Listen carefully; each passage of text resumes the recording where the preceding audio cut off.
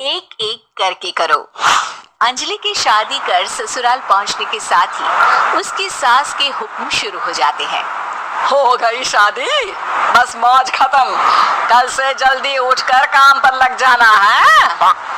अरे माँ आज ही यहाँ आई है, इसे सब समझने के लिए कुछ दिन तो दो। मेरे और बहू के बीच की बात है, तू घर के मामले में ना बोलियो। इस पर जतिन वहां से अपने कमरे में चला जाता है और सास अंजलि को काम की लिस्ट सुनाने लगती है। सुबह पहले घर की सफाई करनी है, फिर कपड़े धोने हैं, साथ में खाना भी बनाना है। एक की वजह से दूसरा काम रुकना नहीं चाहिए है। जी मम्मी जी ठीक है।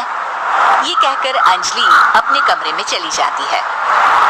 अंजलि, मम्मी हमेशा बोलती थी बहू आएगी तो उनका काम हल्का होगा, पर मुझे नहीं पता था कि वो काम हल्का करने की जगह टाल ही देंगी।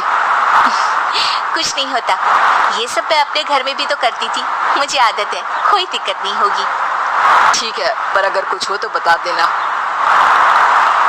दोनों सो जाते हैं और अगली सुबह से अंजलि जल्दी उठ के सास के बताए कामों में जुट जाती है, जिसमें वो जैसे ही कपड़े धोने लगती है तो सास वहाँ आ जाती है। अरे सुनो, ये कपड़े ऐसे नहीं धुलेंगे, सबको डिवाइड कर फिर एक एक करके अलग अलग धोने हैं। क्या? एक एक कपड़ा अलग करके? एक बार में सुनाई नहीं देता क्या? वही बोला है मैंने, लग जाओ काम पर हैं? सास की बात मानते हुए अंजलि एक एक करके कपड़े धोना शुरू करती है, जिसे करते हुए आधा दिन बीत जाता है। अरे रे, सुबह से कब दोपहर हो गई पता ही नहीं चला, अभी तो खाना भी बनाना है।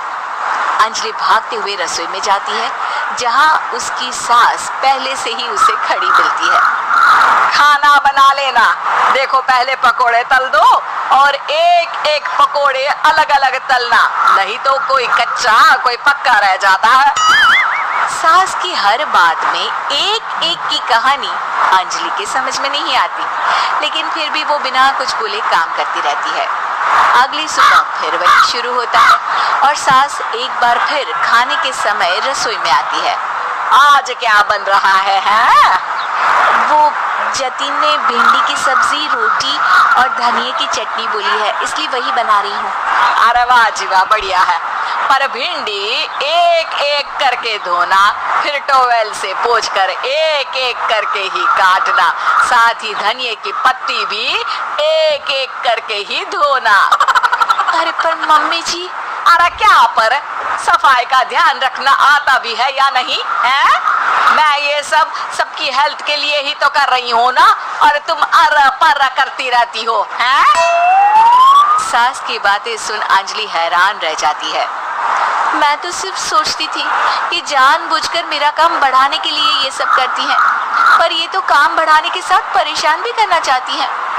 मैंने इनकी कौन सी बहस खोल दी जो इतनी दुश्मनी निकाल रही हैं? अब क्या करूं? अब अंजलि सास की बातों और हरकतों के बीच फंस जाती है।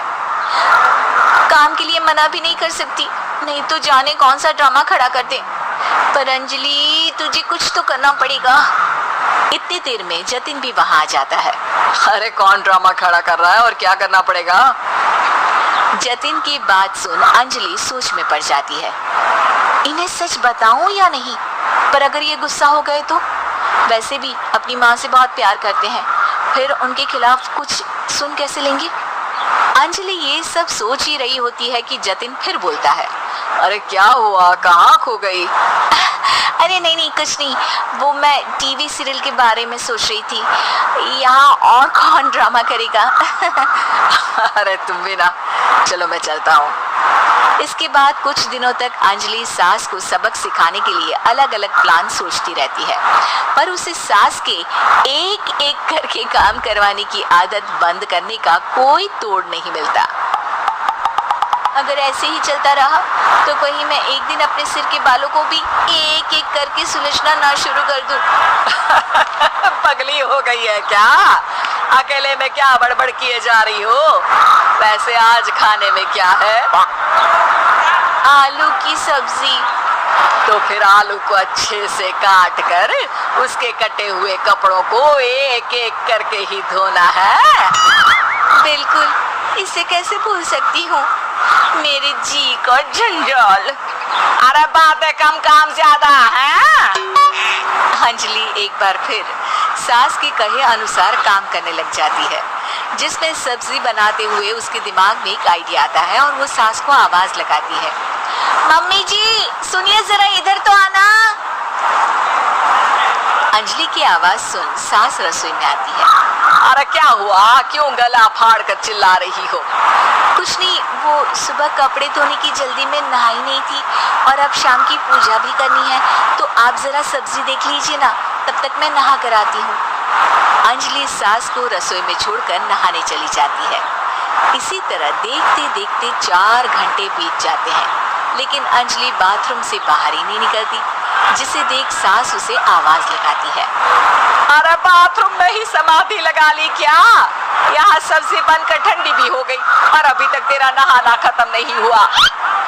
मम्मी जी जैसे आप कहती है ना, मैं वैसे ही एक एक करके अपने बाल शैम्पू कर रही हूँ। तो अभी 3 घंटे और लगेंगे, तब तक काम और जतिन को खाना सर्व करना आप संभाल लेना। इस तरह अपने नहले पर बहू का दहला देख सास शॉक्ड रह जाती है, जिसके बाद से घर में एक एक करके करने का आलाप बंद हो जाता है।